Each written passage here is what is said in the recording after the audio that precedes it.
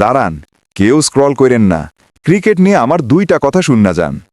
Ladies and gentleman, স্বাগতম জানাইতেছি বাংলাদেশের ক্রিকেটের সেই বিপর্যয় ব্যাটিং সার্কাসে, যেখানে হারানো ম্যাচ জেতানো হয় না, বরং জেতা ম্যাচ হারানো হয় অতি যত্নে। প্রথমে মঞ্চে এলেন আমাদের টেকনিকের বিদ্রোহী কবি জাকের আলী। জাকের ভাই ব্যাট চালান ঠিকই, কিন্তু বল তার ব্যাট খুঁজা পায় না। আর আউট হওয়ার পর তার চাহনি দেখা মনে হয় সব দোষ বলের, বলটাই ইচ্ছা কইরা ব্যাটে লাগেনি।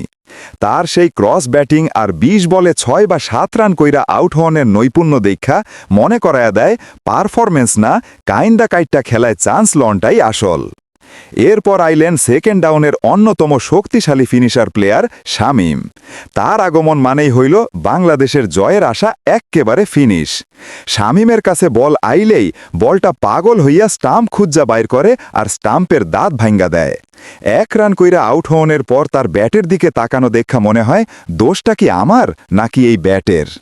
আর শেষে আইলেন শান্ত স্বভাবের অস্থির ব্যাটসম্যান তৌহিদ হৃদয়।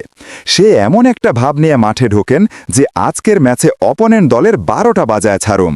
কিন্তু ব্যাট চালাইতে যায় দেখে যে ১২টা বাজানো তো দূরের ব্যাপার, নিজের ১২ রান তুলতেই ৩২ বল খরচ কইরা ফেলাইছে। শেষমেশ দর্শকরা স্বস্তির নিঃশ্বাস ফেলনের সুযোগ পায় যখন সে অতি সাবধানে খেলা শটটি লং অনে ক্যাচ তুইলা প্যাভিলিয়নে ফিরে আসে।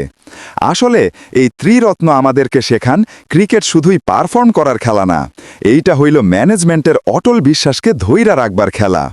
৬-৭ রান কইরা জেতা ম্যাচ হারাইলেও ওদের প্রতি ম্যানেজমেন্টের এই মহাপ্রেম দেখা মনে হয় পরের বিশ্বকাপেও এদের জায়গা একদম পাক্কা। কারণ হারার জন্য তো কয়েকজন ডেডিকেটেড প্লেয়ার থাকলের দরকার, তাই না? আপনি যদি এই ৩ জনরে একটি মজার ক্রিকেটীয় ডাকনাম দিবার চান, তাইলে নামটা কি দিবার চান?